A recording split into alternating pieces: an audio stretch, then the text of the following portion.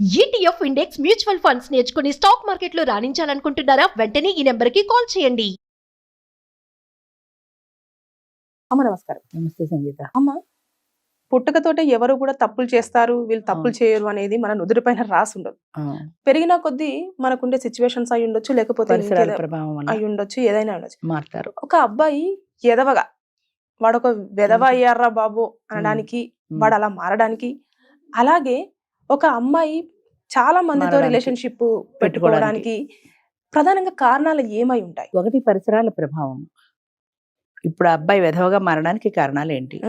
అబ్బాయి ముందు పుట్టినప్పుడు మామూలుగా అందరిలాగానే పుట్టాడు. అవును. చదువుకొని పెరిగి పెద్ద అవుతున్న కొద్దీ వాడి మనసులో ఏ అలవాట్లు ఏవైతే ఉంటాయో అవి పరిసరాల్లో దొరుకుతున్నప్పుడు మనసు అట్టే అట్రాక్ట్ అవుతుంది. ఇప్పుడు పేకాట ఉంది, వాడికి పేకాట అంటే చిన్నప్పటి నుంచి ఇష్టం అనుకో, పేక ఆడుకునే వాళ్ళతో వాడికి పరిచయం అయింది అనుకో, ఆటోమేటిక్గా వెళ్ళిపోతాడు. అంతే కదా. అలాగే వాడికి ఇష్టమైనటువంటివి అందుబాటులో ఉన్నప్పుడు మనసు అట్టే పరిగెడుతుంది. అది తప్పు రైట్ అనేది తర్వాత అంశం. అట్లాగే ఒక అమ్మాయి కూడా వేరే అంటే ఈ అబ్బాయికి అమ్మాయికి సంబంధం లేదు. ఈ అబ్బాయి ఈ అమ్మాయి ఈ అమ్మాయికి మొదటి నుంచి ఇలాంటి కోరికలు ఉండకపోవచ్చు. అంటే బాగా సరదాగా సినిమాలకు వెళ్ళాలి, షికార్లకు వెళ్ళాలి, విదేశాలు తిరగాలి, ఇలాంటి కోరికలు ఆడవాళ్ళలో చాలా ఎక్కువ ఉంటాయి, సహజంగా ఉంటాయి.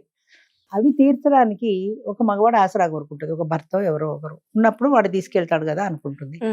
సపోజ్ ఆ భర్తకు తీసుకెళ్ళడం ఇష్టం లేదు, ఎక్కువ టూర్లు వెళ్ళడం ఇష్టం లేదు, ఇంట్లో ఉండడమే ఇష్టం, హోటల్లో తినడం ఇష్టం లేదు, పచ్చనన్నమైన ఇంట్లో తినాలి, ఇలా ఇద్దరి మధ్యన అభిప్రాయ భేదాలు అనేవి వస్తాయి.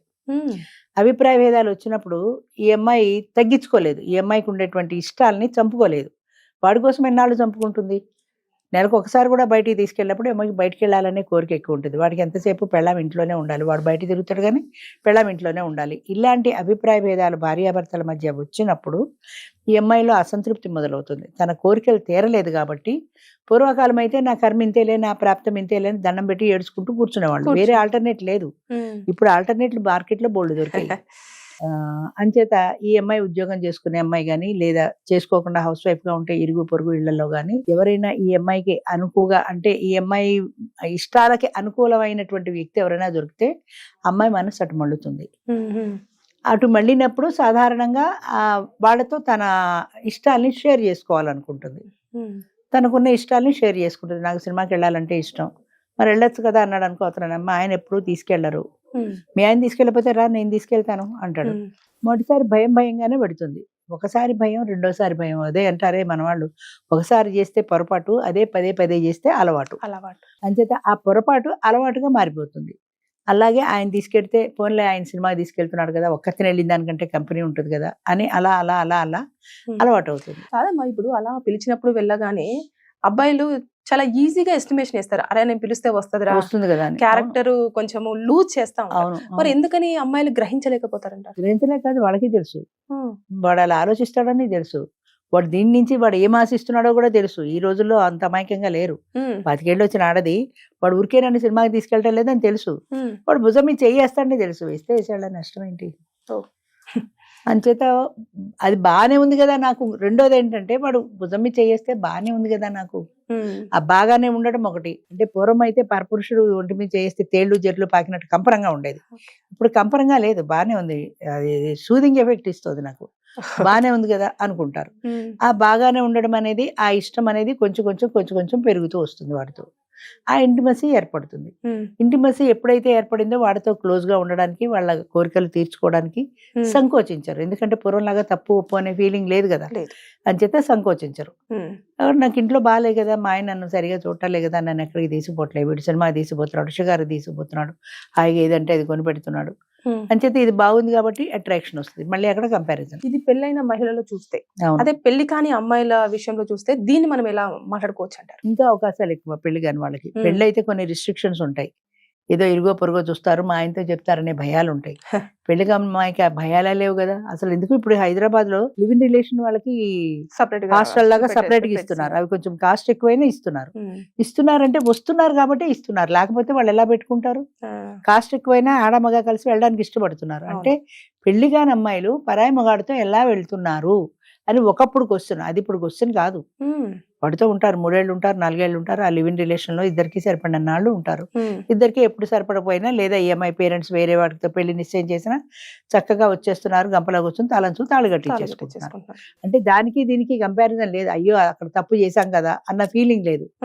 ఒకటితో తప్పు చేసి ఇంకొకరిని ఎలా పెళ్లి చేసుకుంటాము అన్న భావన లేదు. పాపం పుణ్యం తప్పు ఒప్పు ఇవన్నీ ఎప్పుడో పోయినాయి. ఎక్కడ కంఫర్ట్ ఉంటే అక్కడ. 4 ఏళ్ళు బాగున్నాను కదా వాడితో, లేదా వాడితో ఉన్నప్పుడే ఏదైనా తేడా వచ్చింది అనుకో ఇంకొకటితో షిఫ్ట్ అయిపోతారు. ఇల్లు మారినంత తేలిగ్గా మారిపోతారు. అదే అలా ఎలా అమ్మా? ఇప్పుడు ఎమోషన్ బాండింగ్ అనేది ఒకటి ఉంటుంది. లేదు, ఎమోషన్స్ అన్నవి లేవు. ఒకప్పుడు అయితే ఎమోషనల్ బాండింగ్. ఇప్పుడు దేవదాసు పార్వతిలో చెప్పినట్టుగా వాడు అన్నేళ్ల సవాసంలో, అది చిన్నపిల్లగా ఉన్నప్పటి నుంచి ఉన్న సవాసంలో పార్వతిని మర్చిపోలేపాడు దేవదాసులో. పార్వతి ఏం చేసింది? ఇష్టమో ఇష్టమో ఇంకో పెళ్లి చేసుకుంది, ముసలాన్ని పెళ్లి చేసుకుంది. అక్కడ అమ్మాయి సొల్యూషన్ చూసుకుంది వేరే, వీడు సొల్యూషన్ చూసుకోవాలా? పార్వతిని తలుచుకుంటూ తాగుబోతయ్యాడు. ఇద్దరికి తేడా ఎక్కడ? పార్వతి తనకి నచ్చినా నచ్చకపోయినా పెద్దవాళ్ళు చెప్పినట్టుగా తలంచు తాళి కట్టించుకుని అక్కడికి వెళ్ళిపోయింది. వాడికి సంబంధించిన జ్ఞాపకాలు ఏమైనా ఉంటే తుడిచిపెట్టేసుకుంది. మనసులో ఉన్నా కూడా వాటిని ఎక్స్ప్రెస్ చేయలేదు బయటికి. ఇప్పుడైతే ఈజీగా వాడితో ఇల్లీగల్ రిలేషన్ ఈ ముసలాన్ని పెళ్లి చేసుకుంటారు, వాడితో ఇల్లీగల్ రిలేషన్ పెట్టుకుంటారు. ఇప్పటి దేవదాసు పార్వతి అయితే. మరి అదే వాడు పార్వతిని ఎందుకు మర్చిపోలేకపోయాడంటే చిన్నప్పటి నుంచి ఉన్న స్నేహబంధం కానీ, ఇద్దరి మధ్యన ఉన్న ఎమోషనల్ రిలేషన్ కానీ, దాన్ని వాడు వదిలిపెట్టుకుని ఇంకొక అమ్మాయిని పెళ్లి చేసుకోలేకపోయాడు. ఆ బాధని మర్చిపోలేక తాగుడికి బానిసగా మారాడు, పెద్ద తాగుబోతైపోయాడు. అంటే ఇద్దరు ఒకేలాంటి వ్యక్తులే, కానీ ఈ అమ్మాయి ఎలా యాక్ట్ చేసింది అంటే ఒక సమస్యని ఎవరు ఎలా రియాక్ట్ అవుతారనేది ముఖ్యం. అక్కడ పార్వతి దగ్గరికి వచ్చేప్పటికి పెద్దవాళ్ళ మాట విని కాదనకుండా తలంచు తాళి కట్టించుకుంది. వీడు పెద్దవాళ్ళ మాట వినలేదు, పూర్తిగా వాళ్ళు చెప్పినట్టు పెళ్లి చేసుకోలేదు, తాగుబోతయ్యాడు. సమస్య ఇద్దరిది ఒకటే, కానీ పరిష్కారాల దగ్గరికి వచ్చేప్పటికి ఈ అమ్మాయి యాంగిల్ వేరు, ఆ అబ్బాయి యాంగిల్ వేరు. సో ఏదొచ్చినా సరే మనం పరిష్కరించుకోవడంలోనే ఉంటుంది, పరిష్కారంలోనే ఉంటుంది. ఏ సమస్యకైనా మన పరిష్కారం ఏది? ఇప్పుడు ప్రతి సమస్యకి కూడా నేను అదే చెప్తా, ఒక పరిష్కారం కాదు, 4-5 పరిష్కారాలు ఉంటాయి. ఈ 4-5 పరిష్కారాల్లోనూ మనకి ఏది సూటబుల్ అవుతుంది, మనకి ఏది సూట్ అవుతుంది చూసి చాయిస్ ఉంటుంది, తెచ్చుకోవాలి. మనం అలా మనం ఏమనుకుంటాం అంటే మన మనసులో ఏ పరిష్కారం అయితే ఉందో అదే కావాలనుకుంటాం. అదే కరెక్ట్, అదే కావాలనుకుంటాం. మనం చాయిస్ లోకి వెళ్ళాం, ఇదే కావాలి నాకు, ఈ పరిష్కారమే కావాలంటే ఆ పరిష్కారం దొరకదు. దొరకనప్పుడు తప్పుడు దారి పట్టేస్తారు అంతే. ఇప్పుడు పెళ్ళే ఉంది, ఈ పెళ్లి తప్ప వేరే మార్గం లేదు. ఇప్పట్లో లివ్ ఇన్ రిలేషన్లు, ఫ్రెండ్షిప్లు లేవు. ఇక ఉన్న మార్గం ఏంటి? పూర్వం వాళ్ళకి భరించడం ఒకటే. విడాకులు లేవు కదా, విడాకులు తీసుకోవడానికి లేదు, పుట్టింటికి వెళ్ళడానికి లేదు, కష్టమో సుఖమో అక్కడే భరించడం, ఏడుపే కష్టమే. కానీ ఆల్టర్నేట్ లేదు వాళ్ళకి. ఆల్టర్నేట్ లేదు కాబట్టి భరిస్తూ అక్కడే ఉండేవాళ్ళు. ఇప్పుడు తాగుబోతైనా తిరిగిపోతైనా ఏమైనా సరే భరించడం ఒక్కటే తెలుసు వాళ్ళకి. ఆల్టర్నేట్ లేదు కాబట్టి ఇప్పుడే ఉంది, బోల్డ్ ఆల్టర్నేట్లు ఉన్నాయి. వాడికి విడాకులు ఇచ్చేయచ్చు, ఇంకోటి పెళ్లి చేసుకోవచ్చు, లేదా వాడితో ఉంటూ ఇల్లీగల్ రిలేషన్ పెట్టుకోవచ్చు. చాయిస్లు ఎక్కువ ఉన్నాయి కదా. అప్పట్లో చాయిస్లు లేవు కాబట్టి అది పరపురుషుడితో మాట్లాడడమే తప్పు. దేవదాసు పార్వతిలో కూడా అది వాడు చచ్చిపోయే ముందు ఆ బండిలో తీసుకొచ్చి వాళ్ళ ఇంటి పడుకోబెట్టినప్పుడు అది ఎడుతుంటే తలుపులు వేసేస్తారు కదా ముసలాడు, వాడు కొడుకు ఎవరో తలుపులు వేసేస్తారు, నువ్వు వెళ్ళడానికి వెళ్ళేదైనా. ఎందుకంటే అది దేవదాసుని చూడకూడదు, తప్పు అన్నది అప్పటి సమాజం కట్టుబాట్లు అవి. వాడు పరపురుషుడి కిందే లెక్క కదా దేవదాసు, అంచేది వాడిని చూడకూడదు, అది సమాజం కట్టుబాటు. అది దాంట్లో ఇది ఎంత బాధపడింది, ఇది ఎంత నలిగిపోయింది అదే అనవసరం, సమాజానికి అనవసరం. అది వాడిని చూడకూడదు అంతే. అలాగే అప్పటి కట్టుబాట్లు ఎలా ఉండవి, ఆ కట్టుబాట్లకి లొంగి బ్రతికేవాళ్ళు. ఇప్పుడు కట్టుబాట్లు లేవు, కట్టుబాట్లకి లొంగి కూడా ఎవరు ఉండట్లా. ఎవరు ఇప్పుడు ఏంటంటే పెళ్లి ఉందనుకో, ఆ పెళ్లిలో భార్యాభర్తలు ఇద్దరు కలిసి ఉండాలని సమాజం చెప్తుంది. ఎక్కడ ఉంటున్నారు?